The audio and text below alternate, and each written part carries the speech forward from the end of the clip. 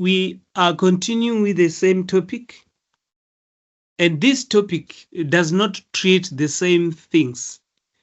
There are sub-themes. The topic is just overall, but there's just a lot under this. And what happens is every day when we depart, if we did not finish a section, I go back and revise and review. And some of the things that I address are mainly from the engagements that we had. Remember, you make inputs, sometimes you ask questions and we discuss. So I go and tweak it so that it can be in line with our thinking and where we think the flow of the discussion, where the flow of the discussion should go.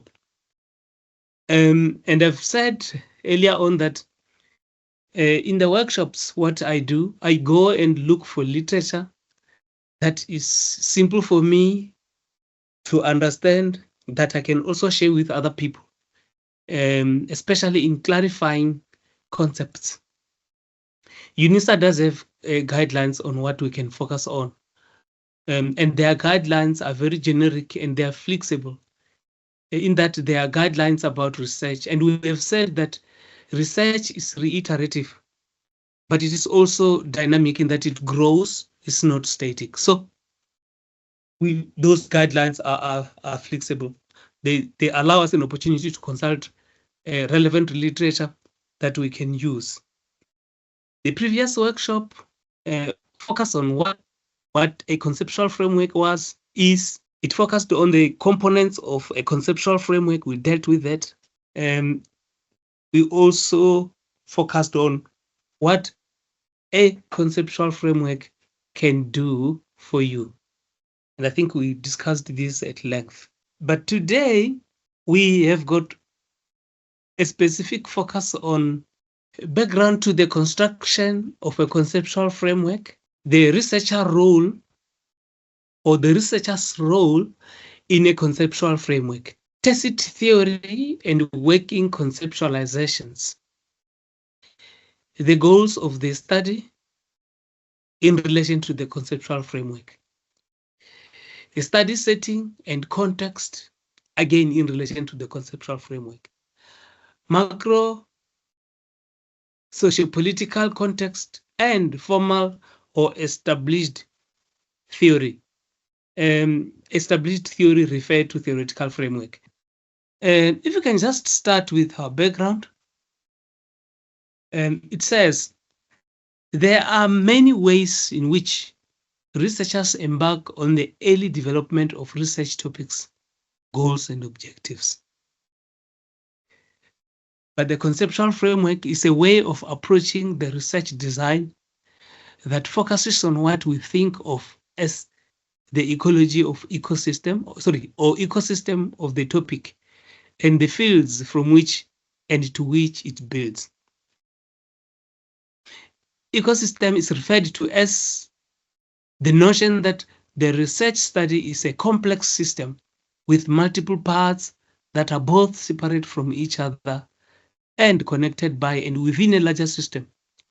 Each tree and rock is related to each insect and blade of the grass in ways that are both clear and also in need of ongoing conceptualization and explication. Here, they use the analogy of the natural ecosystem. The natural ecosystem has got various components. It has got part of the living environment, which includes plants and animals. But it has got part of the non-living environment, the soil and the water, although in the water and in the soil, we do find living things. But the important aspect is the analogy that we get from this example, that each part of the natural environment, in the bush, if you just go to the bush, there are trees. Trees have got shades. Trees grow on the soil. So trees benefit from from the soil because that is their anchor, and that is where they get their food. But soil is also protected from soil erosion because trees that grow on them or from them. They've got roots and they've got leaves that protect them. That wind should not blow very hard, and that when water flows, erosion should not wash the soil away very harsh. So this is the analogy that we have. So all parts of the conceptual framework are interconnected in the way that things in the bush are interconnected. In other words, each part, although independent, requires another part to survive, and vice versa. So the totality is the working together is so important to present this conceptualization. You know, the other time there's somebody who asked me if in a conceptual framework, you can put the conceptual framework up front, or it should just be at the end. But what we know is we've been told that a conceptual framework is something that guides the study. It gives you direction. But the authors continue to say that you do not have a conceptual framework until you finalize your study. So in other words, a conceptual framework is an emerging, it's a dynamic phenomenon. It starts from the day I decide I want to undertake my studies. I want to undertake my research. Then I start looking for concepts. I start studying documents. Literature review is part of the building of the conceptual framework. And I find an existing theory, whether it is an organizational design or it is sustainable development, they are constructs or some of the concepts that I borrow and bring together in building my theoretical framework, my conceptual framework. And until at the last day on which I close my report, these aspects will be engaged on. So I'll be touching the theoretical framework, then the existing theory, I'll be touching literature, empirical studies, I'll be bringing some my thinking in it, and I'll be interviewing people, giving me information. So all those are the components that are brought together to form a conceptual framework. But they are the conceptual framework is at the center because they only come together in the name of the conceptual framework. So the name conceptual framework tells us that there is an initial assemblage, a consideration of the existing constructs or concepts that should assist in building the conceptual framework. And these are the ones that guide us until we finish. So the conceptual framework is actually engaging and actually serving as an ecosystem, actually bringing all things together so that there is interdependency, there is this interconnectedness, whether there is contradiction or there's convergence or any other agreement or disagreement. It is there. All of them are there because there is this concept or this phenomenon referred to as the conceptual framework. So that is an explanation that I can make of the concepts of an ecosystem in relation to the conceptual framework. This framework provides the sense of interconnection and interdependence among parts of a research project. I've said that already. And colleagues, you will hear that as we continue. We're going to be told again, time and again, that at every stage, the conceptual framework will be at play and that it will be there. It is our stepping stone, or it is a guideline. It is a compass that shows us where to go and what to do, what things to bring together. As we continue, it is also evolving because we improve it from time to time. What we knew today about it or about the phenomenon under investigation, tomorrow it has changed. And when it changes, it contributes to the understanding or to the development of that conceptual framework. So this is a continuous process. And as we know, because it is part of the research that is methodological, that is systematic, it is also reiterative. It goes to and fro, to and fro. So this is where refinement takes place until perfection is found and until the document is finalized, is cooked, and then it's taken to the external examiners and it is passed and it goes to the shelves of the University of South Africa, whether in hard copies or in digital format. That is why they say the conceptual framework is central to the construction and implementation of research. Now you do here now, you construct and you implement. Because what you implement should have been constructed. That is the research design. So you use it to design the research project, but while you are designing, at the very same time, you are going to implement using the very same conceptual framework.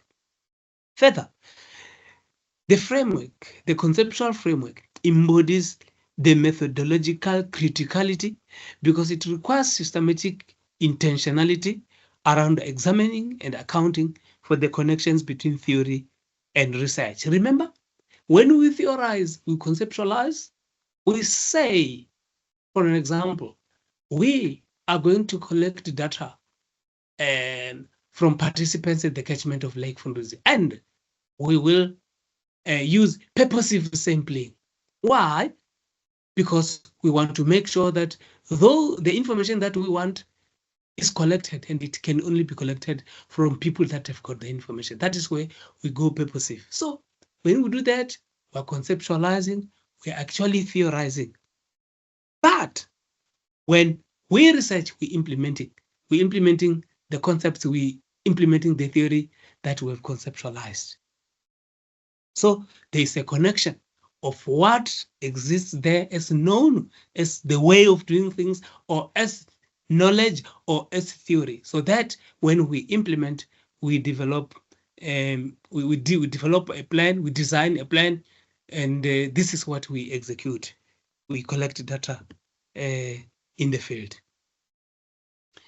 But the guiding sources of constructing a conceptual framework include the following: the researcher, tacit theory and working conceptualization, the goals of the study setting and context, macro socio-political context, and formal established theory or theoretical framework. This is what I said is the focus of the workshop today. So we are going to look at all of these one by one. And we start now by looking at the researcher, who is an important role player and who is also at the center of the research process. But just even before we can start dealing with the researcher or ourselves, let me pause a little bit and just request and hear from you your comments if you are still comfortable and you are happy, or you want to make comments at this stage, or you want to ask questions. I just want to find out, in other words, we are saying then in this construction of a conceptual framework that it shouldn't be something that is set, that you have to have it in the beginning of your studies. Like, for an example, when you are starting with your chapter 2, for an example, is something that you should have. It's not something that you can continue without. You must have it first. Are we saying that yes, you might have to have it, but as you go, also in itself, it's like a living thing. It will keep on developing as you go through the literature reviews and all those undertakings to go about your research. Yes, am I understanding it correctly? Yes. When a young man is growing, all of us think that a young man will become a man one day. And this man grows. You see, there are symptoms that this man is growing now. He starts speaking in a baritone. And he starts growing beards. Now, it means in him, the genes already possess the beards and that voice that will burst one day, and then it will rupture and become strong. So it can only be finalized. This man is bearded, he has got long beard or he has got short beard when he has matured. So when he is still growing, he is a conceptual framework that is being manufactured. And I do agree that at least at the beginning, let's have building blocks for the conceptual framework that can guide us. We can use them as walking sticks to walk towards the final conceptual framework. Because if we don't have these walking sticks, when we walk and it is slippery, we will fall down. We will not reach the destination. We need a compass to direct us. That is why if you are flying a helicopter or any other machine, whether it's the Boeing 747 or 788 or something like that, you will not reach Europe if you do not have a compass. The direction is cooked somewhere at OR Tambo. That we were going to Europe, and to Europe we are going to Paris. Paris is part of what is this? It's part of France. We've got this minister who has been ousted or who is going to be put in as part of the European Union. So we then identify that location. GIS, there is technology that can locate that Paris is 35 degrees south and 75 degrees north. And then we direct our compass, we'll plug it there, and we instruct the flying machine to go there directly. So this is a compass that is telling us we are going. Remember, you have got goals and objectives, and the goals will are your routes to Paris, that I'm going there because I want to achieve this.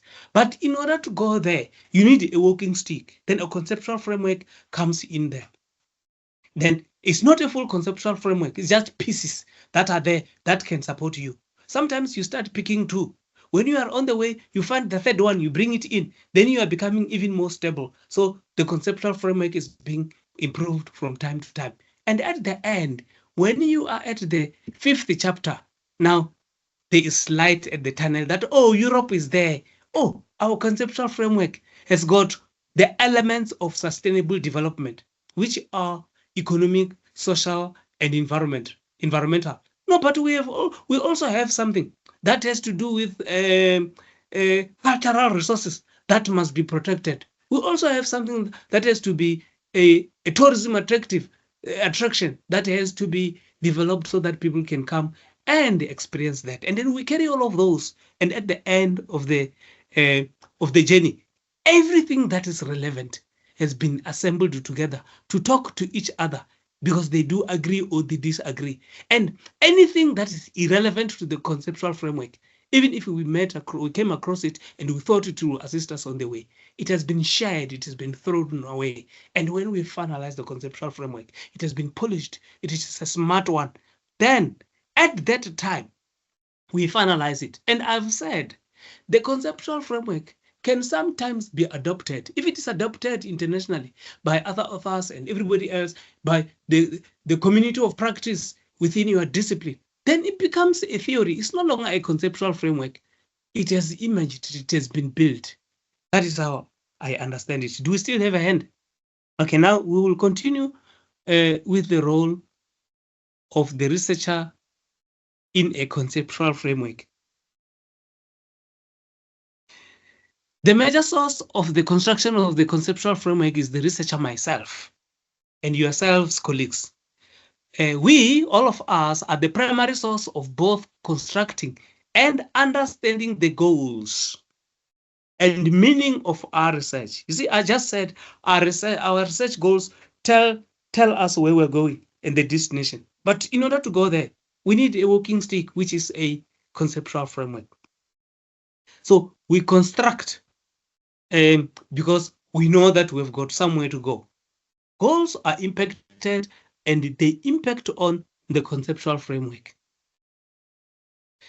This includes your positionality, social identity, your experiences, beliefs, prior knowledge, assumptions, ideologies, working epistemologies, biases, and overall perspectives on the world. And I've said, I always make reference when I hear these things about social identity and my biases, then I think of the world views, the paradigms that we spoke about on the day that we worked on the research approach, that these are the things that are in our head, that are part of our experiences, is part of us, our make.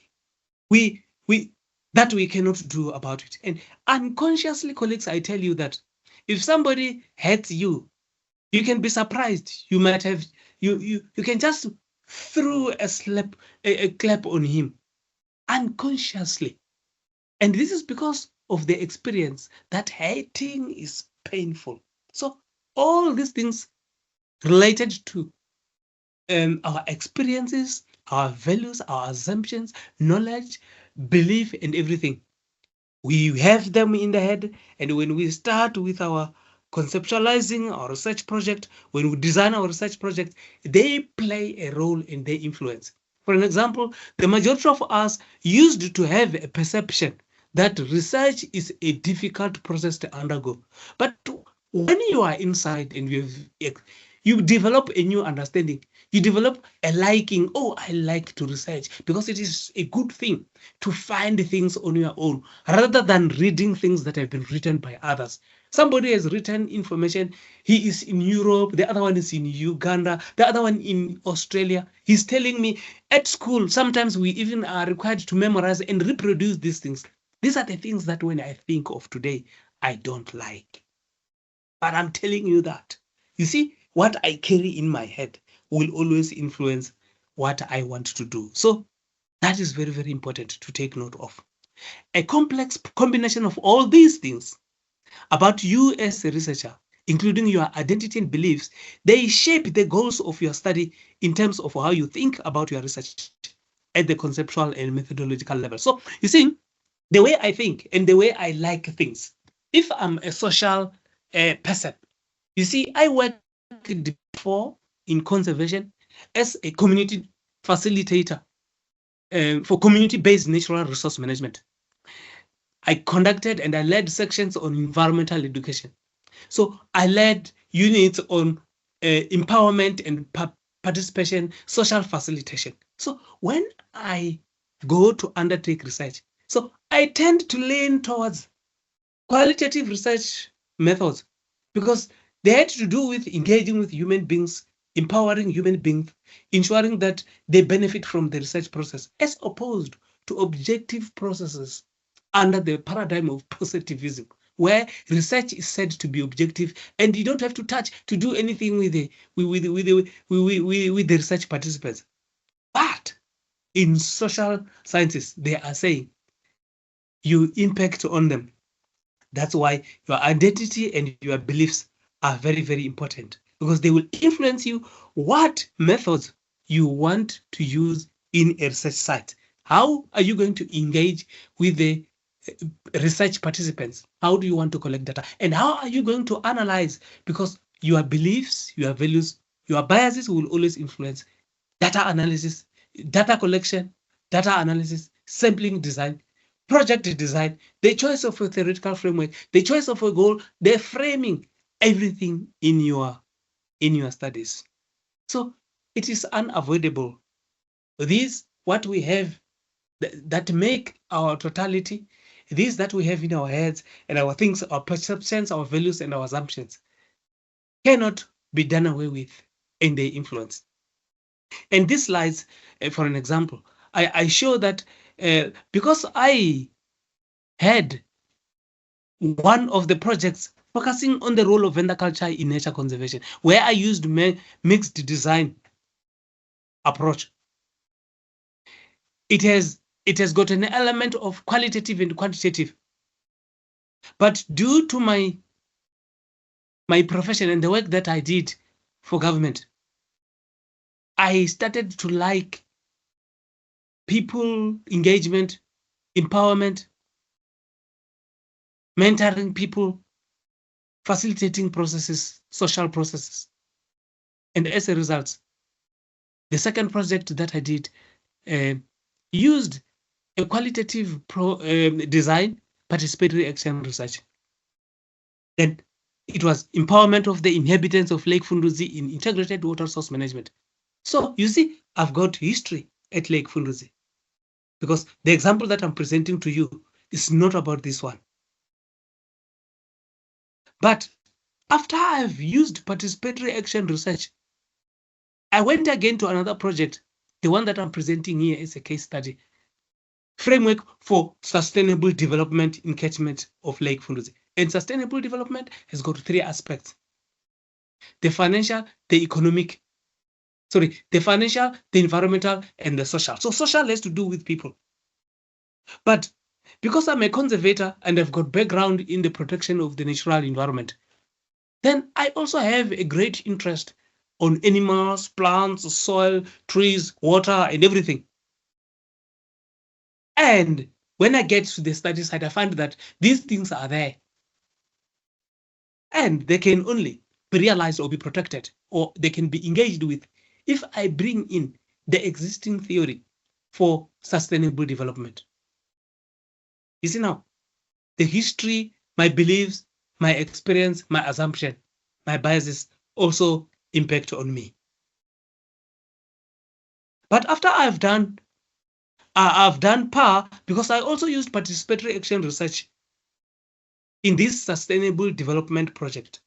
After that, I were to do another one on the establishment of catchment management agencies. One that we were presenting as a case study when we dealt with the theoretical framework. That one, instead of going participatory action research, then I decided to use focus groups. And I want to indicate to you, colleagues, that there is similarity between participatory action research and focus groups. All these designs are about people collecting. You engage with people, and there are qualitative designs, all of them. And by the way, all of them, when you deal with them, you establish groups. So they differ in the specific methods that they use. So here I was just showing you how my history, how my journey, how my perceptions, my values, and my biases do contribute on the choice of the research design. And this is what is still influencing me now as I'm speaking. You, the researcher, and your role, the conceptual framework helps you to conceptualize, to identify, to engage with, and critically examine the layers of your beliefs, biases, values, and assumptions. You see now, the conceptual framework that is dealing with me, and this is dealing with you, because the conceptual framework knows. Let's take a conceptual framework as a human being. It knows that you are a special person. That is why you've got your own individual identity. It knows that you have got beliefs and you are biased. And that is why sometimes you collect data in a biased manner.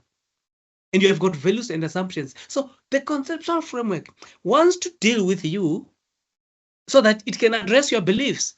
It can address your biases, your values and assumptions, so that you don't pollute research. Your biases will pollute. Remember, biases have to do with your ethical, your ethics. That is why you don't care about the people that you are researching. That is why you hate them. And ethically, in terms of the ethics policy of the University of South Africa, you have to be considerate, respect the respondents, respect people in the study site. Please, also, you will need to respect the community of practice.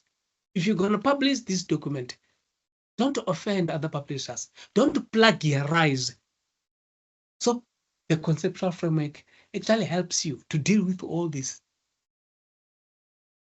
But it must be in your own right, because you differ from me. My biases are not like yours. Your biases are not like your co-student, your classmate, or anybody else. And your biases are not like the biases of a study leader or the college dean or the vice rector or even the chancellor of the University of South Africa.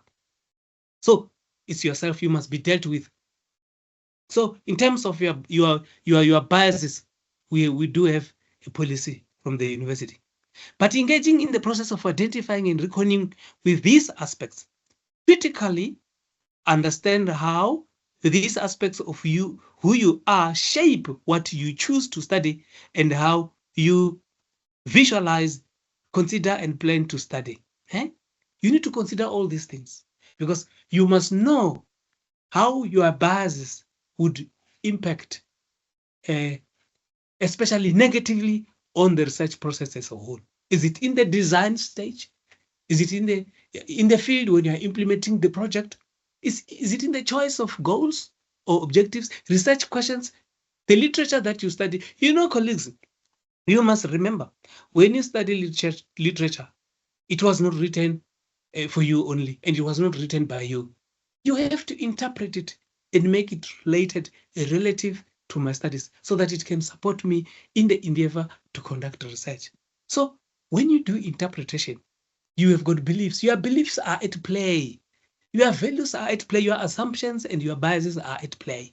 That is why sometimes you would say, okay, literature so and so supports my studies to go and collect data at the catchment of Lake Funduzi.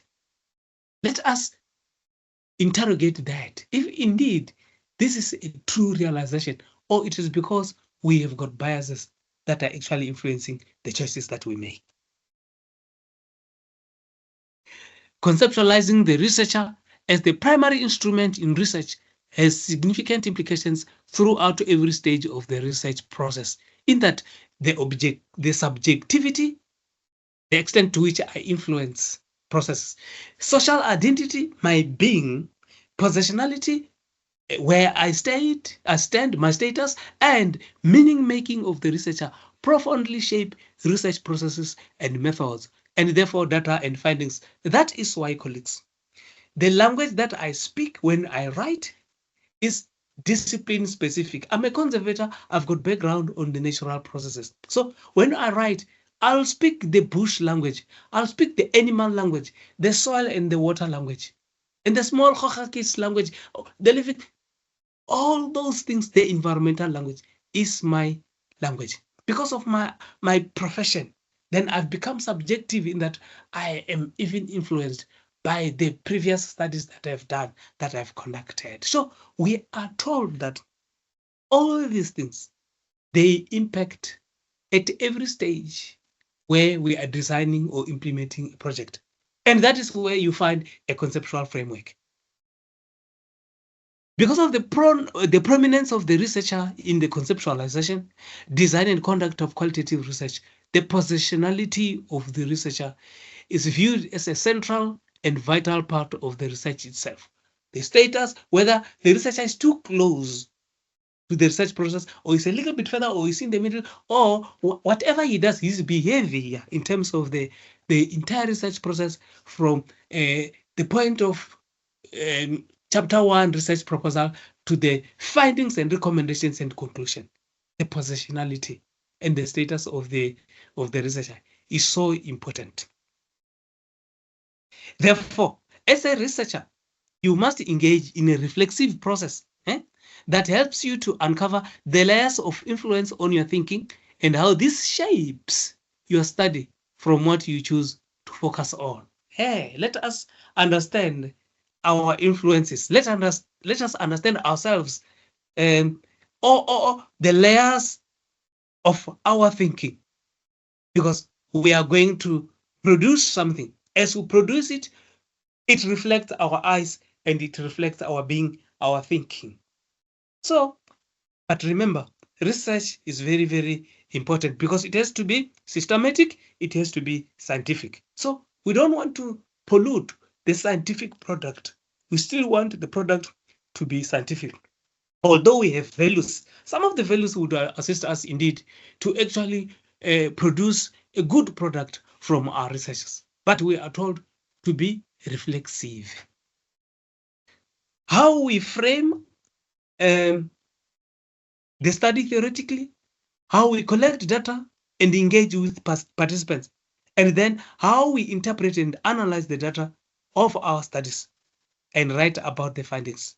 All of this we influence. So it's better to reflect, and let's see how we impact every activity that we do on the research project. And I went to Creswell and Creswell 2018 to go and look at what they say about reflexivity. And I just forgot the chapter, whether it is chapter 9 or chapter 10. But they say qualitative research is interpretive research,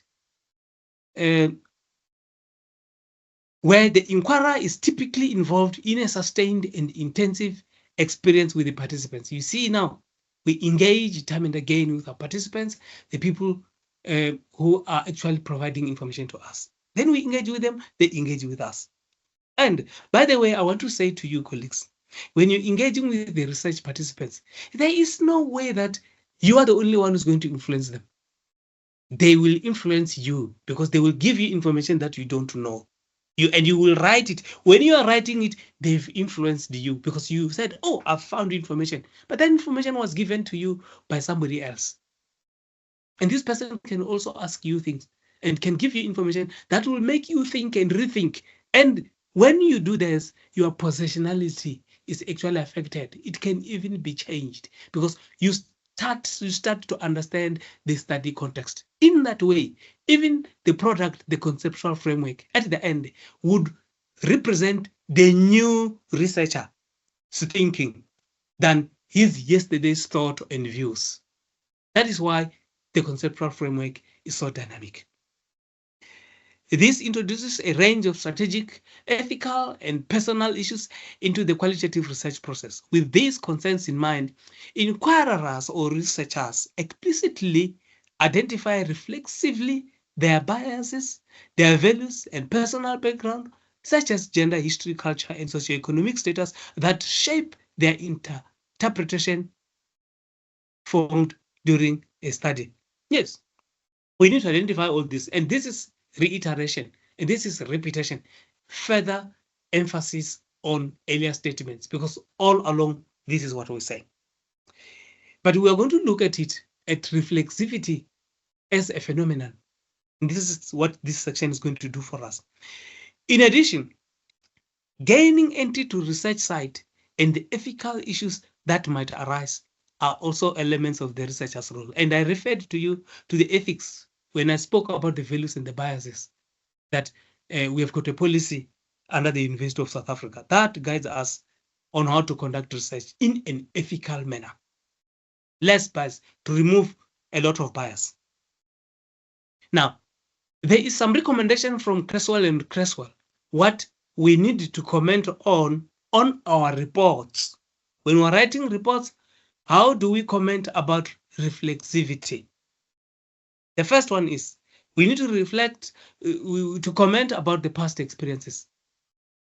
And the recommendation is we need to include statements about past experiences with the research problem or with the participants or setting that help the reader understand the connection between the researchers and the study. And in some slides that will follow, I will demonstrate to you how I was what I should have said about my history, or what I have said about my history at the research site with other participants or with the site itself. Because here it is recommended we need to document that. So readers should be able to know this gentleman does not conduct the study for the first time in this area. And this gentleman does have a history of working in tourism or environmental management or with societies, or he has conducted some research related to what he's conducting now. Therefore, the element of bias is unavoidable. Oh, how do we manage it? Did he manage it? Now, these experiences involve participation in the setting, past educational. You see now, this is the past experience that they wanted us to. And in red here, if you can see my slide, you still see my slide. If you're seeing it in red, I've tried to capture what I think is part of my history. And I can explain further if you want. But to start with, past educational experience. 2 research projects were executed on the site, in that some of the villages there became part of the study site when I conducted 2 previous studies. The other one said the role of vendor culture in nature conservation. The other one says the empowerment of the inhabitants of the catchment of Lake Funduzi in integrated water resources management. So it means I did have history. And of course, I know some of the things that might be told to me, and I was anticipating to be told sometimes. But the fact is, am I prepared to reject it or to accept? And if they don't mention it and I know it, what was I going to do? Am I going to ask them, why? What about this? Or why don't you tell me this? So there is a scientific way of reminding people if they are forgetting things, because you are allowed scientifically in terms of your data collection methods to actually make probes, to make follow-ups when people are responding. And if they leave some important things that should help the study, then you remind them, then they can give it to you. So now history can also help you do that one. And the work experience, the researcher protected Lake Funduzi under conservation, facilitated ecotourism. Colleagues, remember, I was a conservator before. And although when I conducted this study, I was no longer a conservator. My background is my history, is my past experience. And the fact is, in the area where I was conducting this research, it was one of the areas where I used to work. And we had a policy of conserving the natural resources, including water, lakes, rivers, fountains. And Lake Funduzi was one of them. I used to be a law enforcement officer to patrol the area so that people don't damage and vandalize. So, or they don't fish illegally, they don't cut trees, they don't damage the natural environment. So I had that experience. And you might find that the reason why I chose it as a study site is because of this past experience. But the other aspect is, I used to manage protected areas where, as a conservator, in protected areas, in game reserves, if you go to the Kruger Park, you've got chalets, those chalets are there for the tourists to come and visit.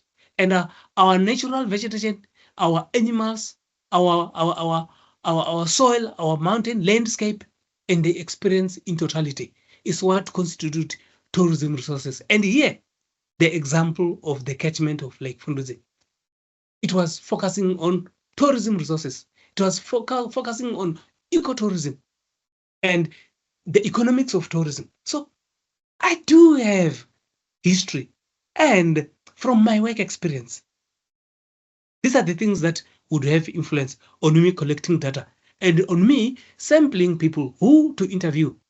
And the type of questions, the type of, when I write reports and I'm analyzing or I'm presenting or I'm making conclusions, some of the conclusions are based on the law of natural resources that we have in South Africa, the Constitution, National Environmental Act, the Conservation Act, the Tourism Act, all the processes that we have in the country. So this is a clear indication that I can have biases and I can impact at each stage. The same applies to you, colleagues. If you come from the College of Engineering, you work with pipes and you would want to go and research a pipe of a specific type if you want to actually become an expert on that. And if you come from the School of Economic and Management Sciences, you might be investigating conflicts at the workplace. And if you're doing political science, you might be interested on the conflict at the Gaza Strip. Mathematics, you want to know how the standard force are doing in mathematics or how they are taught, or you want to develop a model related to that, just because your background is in mathematics, or you come from a rural area where mathematics literacy is very low. So all those things, they influence how you design the project and how you execute it, how you collect data, you analyze it, what type of the methods, what research design, which research approach, everything. How do you design, you frame the problem statement?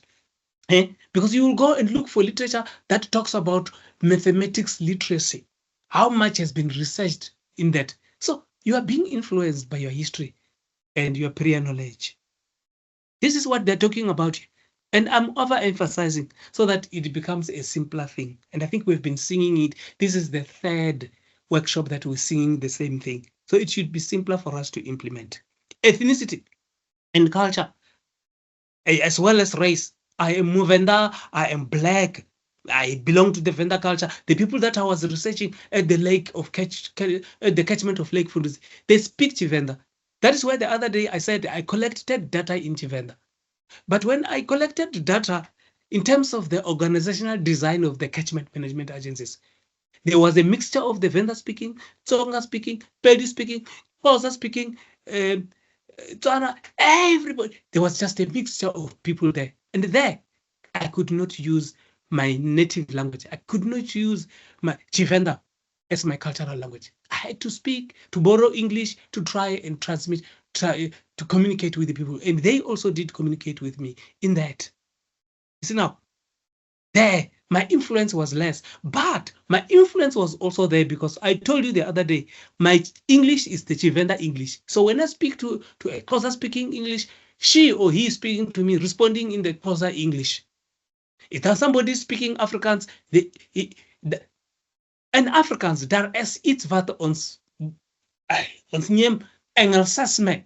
If you are speaking, your Afrikaans is leaning towards English, we call it Engelsisme. So when I'm speaking and collecting data in English, so I use that Chivenda English. So my history, my culture, my experiences would always have an impact and influence how I communicate, how I collect data, even how I design. Because the people that I collected data from in English, the questions, all the interview guide was in English. It was never translated into Chivenda because they all would understand English in the way that I do.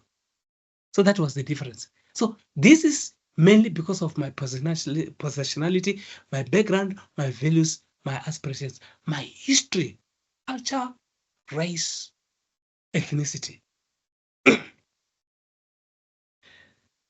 In past experience, when I went on site here, in terms of the sustainable tourism framework, I was collecting data in an area which I said earlier on was part of my previous studies. So there, even when I was gaining entry, it was in some instances simpler to me because I was known to the traditional leaders. And when I approached them that I want to conduct the second or the third studies, they know, oh, it is that young man, oh, it is that gentleman, is that conservator who collected data here and he undertook studies for us. When he finished, he took the results back to us and we have got his books that he wrote. So we can allow him to come and conduct another studies. And when he did another project, he empowered us to understand the manner in which we were managing our resources, our water, our catchment, our plants and our animals and everything. So this guy, let's allow him because he is also building a literature, a library for us at this catchment. So when I had to gain entry, it was so simple for me. The other thing, the second one, when I finish this one, I'll pause so that we can engage. The second one, you must then document how past experiences shape interpretations. Then the other one was to document how you are related to the context and to the people there in the area in terms of race and everything. But when we know that you are related, that past experience, how does it impact? How does it shape interpretations? Be explicit. You must write down this in your report. You must be explicit then about how these experiences may potentially shape the interpretations the researcher, make during the study. So we can do it. We can do it during in chapter 1, or when we have finished, when we do research, when we report, communicate the research findings. Then we can, under the chapter of research methods or the section under research methodology, we can indicate how we felt that we were impacted or we have impacted on the study in various respects. Then the author, Creswell, is recommending that be done. For an example, the experiences may cause researchers to lean towards certain themes. Yes, it is true. Because I'm a vendor, I would also want to the theme that says no, the vendor culture must be protected because the Lake Fundudzi is a heritage site, it's a cultural site, it's a sacred site. So you cannot touch the water if you don't ask permission from the traditional leader, or if you don't bend and face the other side when you get to the river, then you will become insane or you are undermining the tradition and the culture of the Bavenda. Then you should not be allowed anymore in the lake. So when I do interpretations, all those things I want to see covered. So it means I'm already biased to to actively look also for evidence to support my positions or your position, and to create favorable or unfavorable conclusions about the site or participants. I say, no, this area must be fenced off, it must be protected so that people must not continue to vandalize the water sources. Or I say, no, here, this place is not suitable for tourism development. If it is suitable for tourism development, we must develop rural tourism so that there is less impact on the sacred lake or on the natural environment. Or the other one will say, no, we must build a hotel here so that people can be attracted and come in large numbers. Then you are canvassing for mass tourism. And we know mass tourism has got negative impacts of destroying the very tourist attractions that we think are meant to attract the tourists. Good evening, Doc. Can one conduct a research without a conceptual framework? Yes, Mpo, we said, I must tell you that a conceptual framework does not exist. It's not there. We have written about it, we speak about it. But we can develop one during the execution of the study. If we are going to use a conceptual framework in our studies, this conceptual framework is one of the products. What I said earlier on is that when we start our studies, we can identify a theory that can support our studies. But that is not our conceptual framework. It is our theoretical framework. Then, apart from the theory that can support our studies, we can borrow concepts from other theories again, or we can just borrow other concepts. And when we read literature, we can borrow concepts that we think do support our studies, our goals, and our intentions. And we use those to guide our studies. And when we are doing that, we are further building a conceptual framework. We are developing one. And this process of building, chopping, and bringing in concepts, taking some concepts, throwing them away, clarifying them better than the way before, it's called a process of building a conceptual framework. But these concepts that are there, or constructs that are there from the beginning, they are yardsticks. So they are our walking sticks, they are our compass that help us, that navigate us towards the destination that we have set through our objectives and our goals. And when we finalize our studies, the conceptual framework emerges. And I've said that conceptual framework, if adopted by the community of practice within your discipline, other researchers, if they find it is a useful conceptual framework, then it can develop into a theoretical framework. Then it is adapted. It's no longer a conceptual framework. It becomes a theory. Theory. Yeah, thank you, Doc, for the presentation. I've noticed that you use the word model concept interchangeably. My question is there a difference between the two? And secondly, if I have to do a research given the time that we have, what is best to want to develop as a product, a model or a framework? I want to say something before I could answer it. English is a very difficult language. And specific disciplines have got preferential terminologies that they use to explain concepts under that discipline. But I did read, I studied documents and literature, and I do find that some authors do make a distinction between a framework, a model, and a theory. And what is that other fourth thing? Are they framework, model, theory? I forgot. No, these things are not, for now, I cannot say they are the same, because I'm the one who is actually propagating for the separation between a theoretical framework and a conceptual framework. So I just forgot. I can revisit this. Maybe next time I can make a presentation of them, just briefly, not to dwell much into them.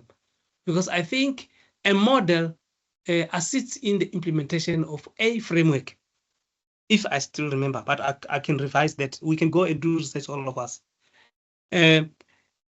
But a framework to me, now listen to this, a framework to me, I think it is, what can I say? To me, it's just, it's just, do you know a frame of a house? You see, to me, a framework is just a frame, a context within a phenomena exists. Something that can house something in there, inside there. You see, when I said I'm going to develop a tourism framework, in my head, I said, okay, I'm going to develop a way in which tourism can be promoted or can be developed. And at that time, I didn't even know what a framework is. But when I went to study, I found that there are tourism frameworks. And those tourism frameworks in the SADC, I explored them as a basis, as part of my literature review, and as something that can justify me continuing to do the study or stop it. Because if those frameworks were there, why would I go and develop another one? Then I had to find a gap amongst them. Then while I was doing that, then I started to understand that a framework, in the context in which it was used for tourism, it was referring to approaches and processes or programs or ways of promoting tourism. Because the way it was done in the Okavango is not the same as Makuleke Contractual Park. Because at Makuleke Contractual Park, I said it is in a protected area. But at Okavango, there is no protected area. If you go to Madikwe, it is a protected area. Then I said, no, but I don't have something which is in communal land.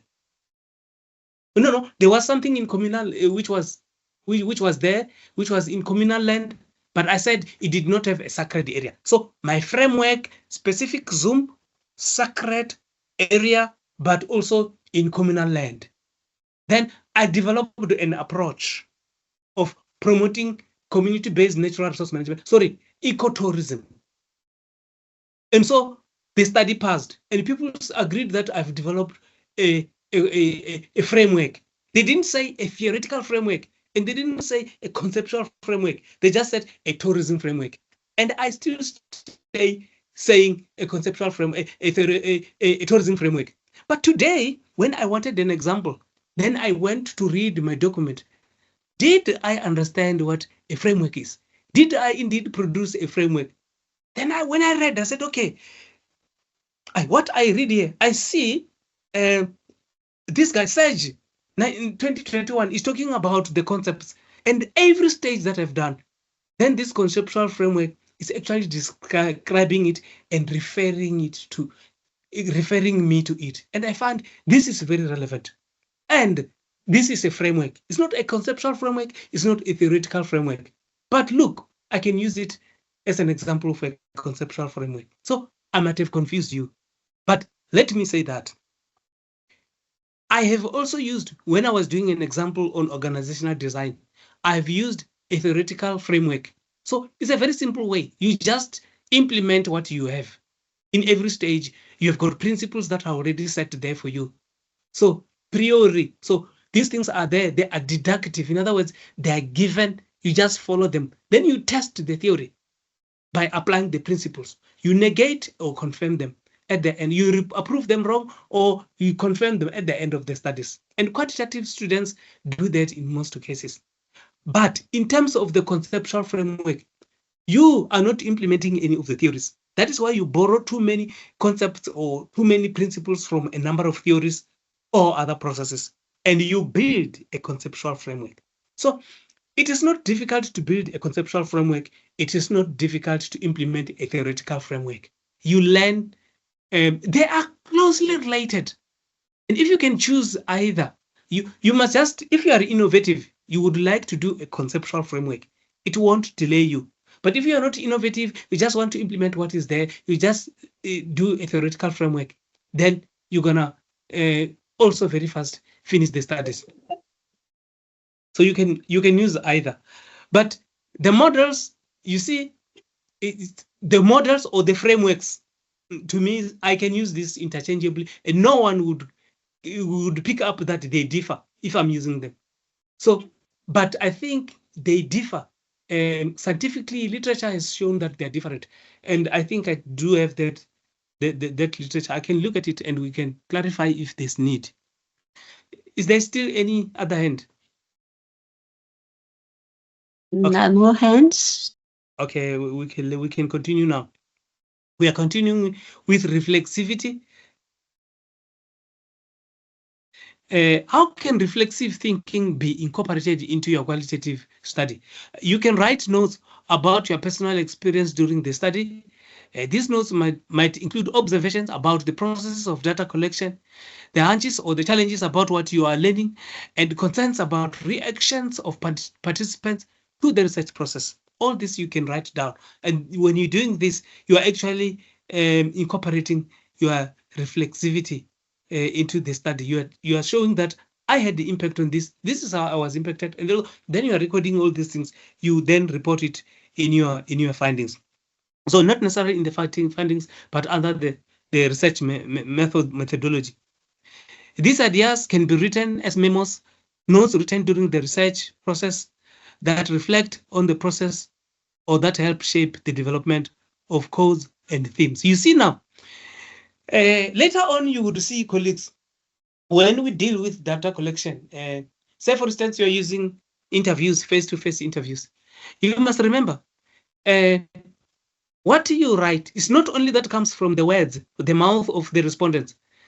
Respondents can respond to you while they are frowning, or while they are laughing, or while they're not even taking care, they are playing, or they're driving, they're playing. They can do whatever things. They can watch TV while you're interviewing them, and you cannot stop them. So it's very, very important to actually take notes of all these things, because they have got implications on the meaning, on the findings, and on the interpretations that you will make about your findings. Because a person who talks to me while he's laughing, you can be saying, oh, this is not important. Oh, he's asking useless things. You see, I can interpret that. A person who's very serious. Oh, I've hurt him maybe by asking him things. Or I've reminded him of an incident which was painful. So these are all important. So we are said to record this. The person frowned while he was responding like this. The person laughed. The person was not even interested or whatever. You see, he wanted me to leave and he wanted to answer yes or no so that I can quickly leave him alone. All those are evidence, but they are there because we are there ourselves, because we impact on them, because of our values and the way we approach them. So we need to record them and make notes of them. In writing these reflexive notes, how do you know whether you are being sufficiently reflexive for a qualitative study? Sufficient reflexivity occurs when the researchers record notes during the process of research, reflect on their own personal experiences, and consider how their personal experiences may shape their interpretation of the results. That is what should happen. Also, that is what can determine if there is a sufficient reflexivity. Also, qualitative researchers need to limit the discussions about personal experiences so that they do not override the importance of the content or methods in a study. You see, these notes are there only to support the findings, not to override. If we overdo it, then our report is full of these experiences. And we're not researching these experiences. We're just saying with these experiences, with our own values, beliefs, and positionality, we've impacted the study findings, because we touched the respondents and the context within which data is collected. So we must not do it too much. We must just do it sufficiently. Another aspect of reflecting on the role of the researcher is to be aware of the connections between the researcher and the participants or the research sites that may unduly influence the researcher's interpretations. Yes, you see, my connections, and we said there is biases and there is leaning towards what we favor, favoritism, or things that we don't like, we will report negatively. So there is a concept referred to as backyard research, which is something that involves studying the researcher's own organization or friends or immediate work session. We are saying that we impact the findings differently if we are studying backyard. Backyard research is you are researching your own organization, you are researching your peers, people that work with you. Of course, when you ask them questions, they will respond in a way that they know you. And you will ask them in the way that you know them. So the integrity of the findings here is at question. This often leads to compromises in the researcher's ability to disclose information and raise issues of an imbalance of power between the inquirer and their participants. When researchers collect data at their own workplace, the information may be convenient and easy to collect because they will say, okay, we have even given him bursary, he must finish the studies. If he has to finish the studies, let's allow him to have these focus groups or to interview everybody. Do we allow them to be interviewed during lunch or during working space? Because we also are interested on the results and on the findings.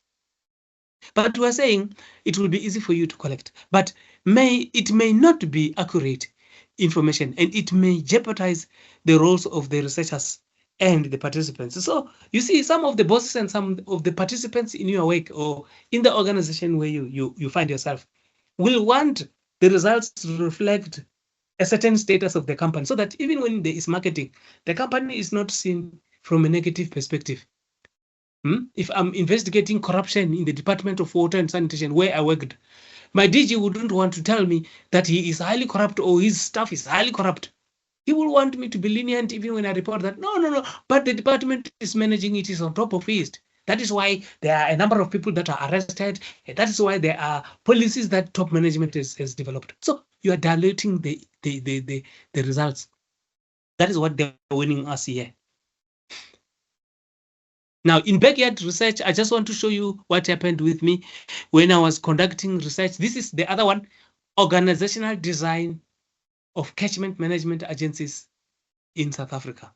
Now, the researcher worked in the department, and the researcher sought permission from his employer, who is the DG, and as well as the provincial heads, because I had to collect data from the employees, and I had to collect data during official times. You will see at a later stage that some data was also collected from the Netherlands. So the department had to fly me. So if they were to fly me, so they might be having certain expectations of me, and we want to use these results. Are they influencing me or they're not influencing me? Am I going to be objective even if I've been flown by the department? You see, the researcher also interviewed co-workers. This was just an example. And this is an extract to show you that it came from a research report in 2019.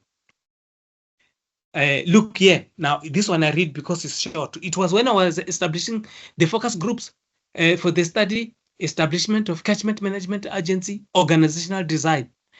The researcher also collected data from the Netherlands, which was outside his workplace. But the researcher also worked and collected data from Gauteng Provincial Office. Now, this is just an example and a confirmation. In this study, 3 focus groups were established representing the Netherlands government, the Gauteng Provincial Administration, and the Limpopo Provincial Offices of the Department of Water and Sanitation. This number of focus groups and participants were ideal for this study, and there was no reason to use more focus groups and participants because information presented by these groups and these participants yielded rich information. So this is to confirm that data was collected from within the organization, but we were warned we have to be very, very objective to control the situation. You will see there is a recommendation on how we need to control here. If studying the backyard is essential, you see, only when it is essential, then the researcher is responsible for showing how the data will not be compromised and how such information will not place the participants at risk. That is in terms of the ethics. But I must not compromise the data. The data must specify the correct status of affairs of the phenomenon under investigation. It must not be diluted because I'm studying my organization. Sorry. In addition, multiple strategies for validation are necessary to demonstrate the accuracy of the information. validation strategies should be there, whether it is qualitative or quantitative, and mixed methods strategies. Further, indicate steps if you are indeed collecting backyard research. Indicate steps taken to obtain permission from the college ethics committee to protect the rights of the human participants. Attach an appendix, as an appendix, the approval letter from the ethics committee, and discuss the process involved in securing permission from the study site. That is, your institution must clear you, ethically allow you to go and conduct the study as per your objectives and as the proposal. And therefore, when you go to the study site, then permission to conduct studies ethically is also required from the authorities. Discuss the steps taken to gain entry to the setting and to secure permission to study the participants or situation. This is in terms of controlling the ethics as well. It is important to gain access to research or archival sites by seeking the approval of gatekeepers, individuals or the site who provides access to the site and allow a permit the research to be done. And here I indicate in red that when I conducted the study on the role of vendor culture in nature conservation, I actually wrote to the tribal authority of Chivase to request permission to study in their area. And they had to grant me written permission. And I had to appear in front of the tribal council to be asked what I want to do exactly, and what the letter entails, and what the study will benefit, how will it benefit the inhabitants, how will it be conducted. And I had to answer all those. And then I was cleared, and permission was written. It was given to me. And the one thing that I didn't know is that I should attach it as part of the appendix to the research report. I searched for it, I could not get hold of it. But what I have here as a sample is one of the letter from the University of South Africa. This is the Department of Management and Economic Sciences, where somebody submitted a proposal, the intent to study, then they were cleared of ethics. It was found that their study would not do any harm or have negative consequences to the participants to the study. So the person was cleared. So the recommendation here is that SAGE is actually recommending that you need to attach and to have this to show that indeed you were cleared of the ethics. Can you please mute? Can you mute, sir? I was still going to come back to you. My apology, I've taken long. Marina, can you mute that person? Person, you are disturbing us. I'm trying. Okay, so colleagues, it's important to attach this proof of approval to conduct studies and that you have been cleared of ethical compliance. And here, this is something about gaining entry, and we've been told that in terms of ethics, it's important to ask permission. It is called gaining entry to the study site where the study is going to be conducted. Now here, the Chivenda protocol and the council meetings were followed in order to gain entry, where during the conducting of this study, and this is in terms of the development of a tourism framework for sustainable development in the catchment of Lake Funduzi. So I had to follow the Chivenda protocol by even attending council meetings. And this is how the Chivenda protocol looks like. Following the Chivenda protocol, permission of the 4 traditional leaders of Chieni, Chifume, Chitangani, and Chiaba villages had to be obtained because these villages, which occur around the catchment, were identified to be included in the sample.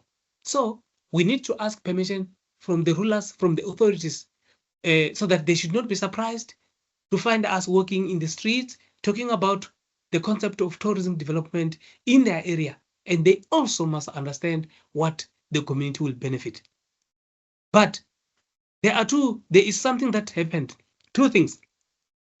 In Chifume and Chitangani, personal visits were facilitated by a messenger so that the researcher can gain access to the study site. Other Chivenda protocol of Uruba, which is voluntarily presenting gifts to the leaders was observed as well. Traditionally, when we've got our authorities, we respect them, we give them gifts. And I still practice this in terms of the Chivenda culture. As a result of existing relationships, this process was not required at Chieni or in Chieni and Chiaba. During the initial meetings with the traditional leaders, the aim and objectives of the study were explained. You see, colleagues, in previous slides, we spoke about earlier experiences and relationships with the research participants in the site and the history and the experiences in terms of the research that is being conducted. And here, under this, I'm showing that I did not even have to send a messenger to the leadership of Chieni and Chiaba because they knew me and I had conducted earlier research in their site before. Over and above this, I did work with them. The two of them, we worked. One of them was my senior when I started working under the Department of Agriculture and Forestry, and the other one was an administrator in one of the departments, the Department of Environment and Water. So they knew me from work and they knew me from previous research that was conducted. So it was simple for me to gain entry.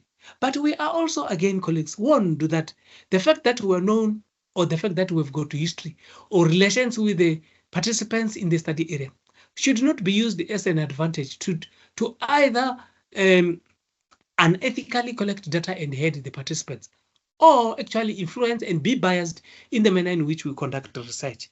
So that is the role of the conceptual framework, to advise us and to guide that we should be authentic in our endeavor in the design and implementation of the research project. And this is how the other aspect that was very important was that when you gain entry, remember, you've got traditional leaders, but you're not going to collect data from traditional leaders only. Yes, you do collect data from traditional leaders as the authorities, but you are also going to engage with the subjects to the traditional leaders or authorities.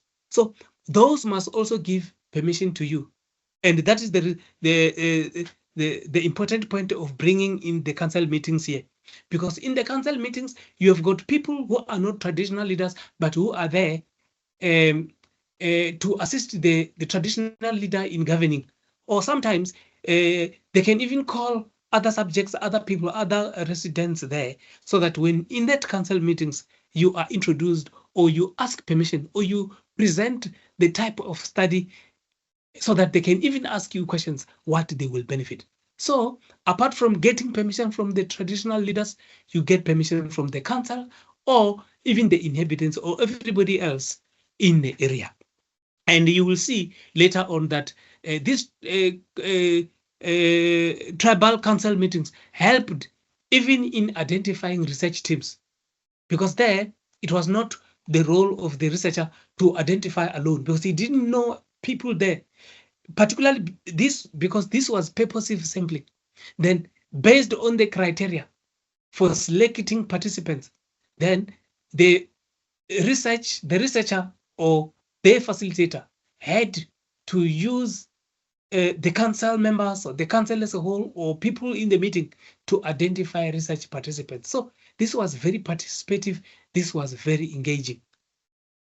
So the impact, that's why the impact and the role of the researcher is very, very important. And that is where we are always warned of positionality, reflexing, looking at our values and our biases.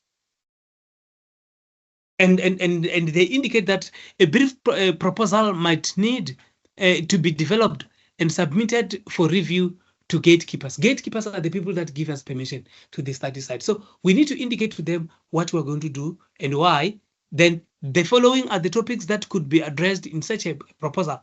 We write why was the site was chosen for the study, what activities will occur at the site during the research study, will the study be disruptive, how will the results be reported, how will we benefit, what will be the gatekeeper, what will we gain, and how will the leaders and all the people, the poor people there, the females, the men, the HDIs, how will they benefit through your study? How will the participants benefit? So this is what you will be asked if you are asking permission. If you've gone to the traditional leader or you've gone to the council, all this will be asked. So now the advice from this author is that please put it down. So when you have put this down, you are going to be able to present it to the council or to everybody who is a gatekeeper, who is to give you permission to go in there. So when they ask you, what will we benefit? What will our communities benefit from you? Then you can tell them what you think is. And this is based on your rationale. The significance of the studies is always there in the proposal and in chapter 1. So this is what you can share with the gatekeepers. Comment about sensitive ethical issues that may arise. For each issue raised, discuss how the research study will address it. For an example, when studying a sensitive topic, it is necessary to mask names of people, place, and activities. Sometimes it is not necessary to mention names of people. It is if it is sensitive, but where it is not sensitive, I've never conducted research where I did not document names. I've documented names because I did not conduct risks, studies that were risk to people. In some instances, even if I might have not documented names, it was not because the studies was risk. So, but when it is riskier, please do not document, because it is ethically correct not to put other people on risk just because of your interest of studying. Your interests are not the interest of the participants. In this situation, the process for masking information requires discussion in the proposal. Given the primary role of the researcher, you must commit to a critical reflexive process that helps you examine the influences on your thinking about the world, the specific context of your research, and what is possible in your research. This is research continue. We have heard how Creswell and Creswell 2018 spoke about reflexivity. So SAGE still support them. This entails a commitment to identifying and engaging with each of these aspects of the research and your roles in the research. So I must engage with what my values are. See, we have had this will assist me to know how we influence. I will influence the study. Then I must take charge of controlling that so that I don't pollute data. I must not impact on the results negatively. A conceptual framework provides a structure for the inquiring into yourself as a major shaper of and ongoing influence on the research in all of its stages and phases. That is why we said a reflexive process for influence on every stage. Furthermore, the conceptual framework is the engine that drives your understanding of the ways that these aspects of self and research come together to form and continuously shape research together. There is myself and there is the research process. The research process is there because of me, but the research process is scientific in that it is detailed in scientific literature that I must follow specific stages and specific steps. I must be ethical in my dealing. I must collect data. I must define it correctly.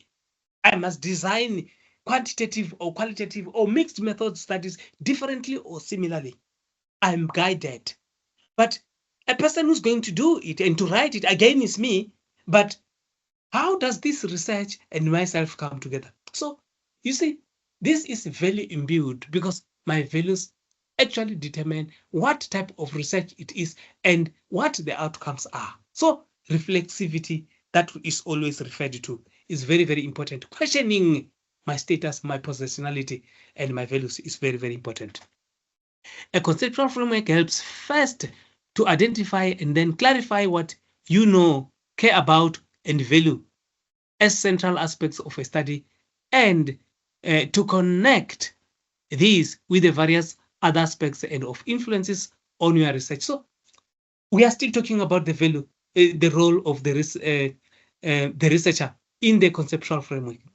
So what I know, what I care about, what I value is important. It's still the same thing, but it's an overemphasized. Looking it from and looking at ourselves from a different angle. Situating yourself as a researcher entails considering how your study is situated within fields of discipline. You see, you've got different disciplines, and my study, how it is situated in these disciplines is very, very important. And the disciplines are what the study is related to. And remember, it is related to ecotourism because I've got a background in ecotourism. In conservation because I'm a conservator. Heritage resources management because I also have that background and it is my specific interest. And how I think about all this. So it shapes everything of what these fields might need in terms of what many think of as the next step. Now, what is the impact of all these fields on the study that I want to conduct, on the design that I want to do? By next of questions, that is why it is said, we mean how what is already known and written about in the fields maps onto your desire to study into the new dimension or aspects of what research is similar or new context to advance the discourse in that field. What I have read, what is already known, that which comes from the books is what is going to inform my studies. But it is there informing the studies because I direct it in the way that I design. So my thinking is there, even if there is something that has been written, the body of knowledge is there, but I want to contribute to it, or it assists me to understand how to investigate and what to investigate. Furthermore, situating yourself and your research involves understanding how your ideologies, positionalities, and sets of relationships in the world influence your thinking broadly and specifically. In terms of your working theories, it is important that it's important to make a distinction between the formal theory aspects of your working theories and conceptualizations, and those that are more organic to your thinking. These thesis theories, which are also called implicit theories, guiding assumptions, working conceptualizations, or theories in use, inform the formal theories that researchers involve and use. And here, before we are going to start listening to the guidelines about thesis theories in a conceptual framework. That is what we're going to look at. That is why they're making reference to them, that they are very, very important. We have said that we influence the study and every stage of the conceptual framework and the research design, designing, implementing, conceptualizing. We are there, is us influencing, is there, the conceptual framework is there, is influencing. Now we will look at these tacit theories that we bring on the table and on the research project or research process. How does it impact the research process? Even before I can go there, let me pause if there are questions or comments to be made. Thank you once again, Dr. Korombi. Now that you have tabled this conceptual framework and mouthful coming from you in terms of its setting, I just wanted to find out, is there a rule that say how this conceptual framework should be, or maybe the size of it? Because of what you've mentioned now, I guess somehow in another person's perspective of what you have explained here, it looks like a bigger context or structure. So I just want to understand in its size, can it be just short thing that demonstrate the construct of what the study is about, or there's a certain size that it should conform to? Thank you. Yeah, my feeling is that you are tested. Actually, your values and what you prefer should guide your study, and that which you prefer is your study objectives or your study goals. Remember, in your study objectives, you set parameter. You set the limit. You delimit your study that this study will only concentrate at the catchment of Lake Funduzi. And if we have got 7 villages that are surrounding the catchment of Lake Funduzi, then we also limit it that we don't collect data from 7 villages. We will only collect data from 4, as I did. Even when we're collecting data from 4, we are not going to include everybody, because then you will have millions and millions of people that you will not be able to handle. Then you go to how you establish research teams. Then you limit again.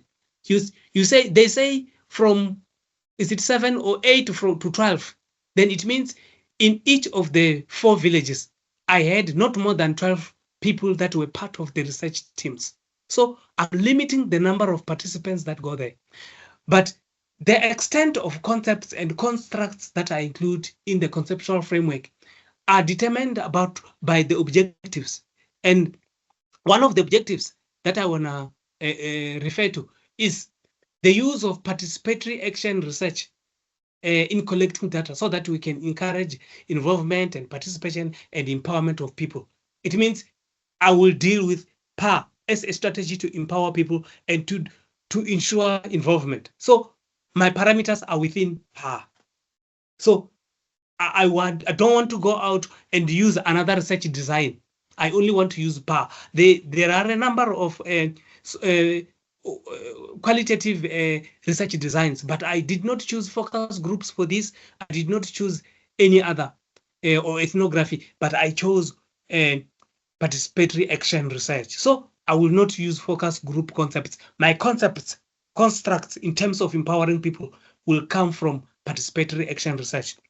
And the other objective was to assess the impact, the social, economic, and environmental impacts of tourism development in the catchment. So you see, I'm setting limits. It's only social, economic, and environmental. I don't need technological, I don't need digital, I don't need political, I don't need any other. No. The impacts should be in the 3 dimensions. And these belong to the 3 pillars of sustainable development: social, economic, and environmental. So all those objectives would set parameters and limit and will tell me how much I can do. That is why when I go to literature research, I only search things that are related to my objectives. And my study background is actually informed by what I think is my major goal. Then my literature would not go out of those. That is why in my chapter, I had literature that spoke about environmental impact. Sorry, it's reporting that we are left with 15 minutes. So in all my chapters, then I'm giving effect to my research objectives. So I don't go outside of those. So they are limiting me. If you want any construct or any theory that you want to borrow a principle from, let it be within the context of the objectives or the theory that is there, sustainable development. So this is how I know how much constructs I should deal. The other time we were even asking ourselves, how much is literature saturation reached? How do we know that we have done enough literature research? So I think it's more or less the same. It should be related to what we want to achieve. And we can bounce it with the others, with the study leaders, our friends, or the community of practice members there. Some have conducted similar studies, or they know how to set parameters and how to limit the study so that a person does not collect data that he will not even be able to analyze. Is there still a hand? No. Yeah, maybe I must not continue with thesis theories in a conceptual framework. And we need to wrap up. But I want to say something. This is the third workshop that we have on this topic, and I feel that we've done a lot on it. We had workshops on literature review, and before, the reason why we are concentrating on the conceptual framework is because we just closed a topic on theoretical framework. And I noted that there is a close relationship between the theoretical framework and the conceptual framework, and that people confuse the two. Some will want to bundle it as one thing. So earlier on, they were not placed close to each other in terms of the dates and the logic. They were separately far apart. But when I noted that people make reference to the two or do not make a distinction, I decided that when I finish the theoretical framework, I will address the topic of conceptual framework. And we had 2 workshops on the theoretical framework, but this one, This is the third. And if we continue, we are going to have the 4. And I see that it's dragging too long. Maybe it's either that I am slow, or I'm presenting too much, or I'm repeating. But you see, I like to do simple things. I'm so simple. So, but I see that now if we repeat it, it will become monotonous and people will get bored. And no, we need to move on now with other topics.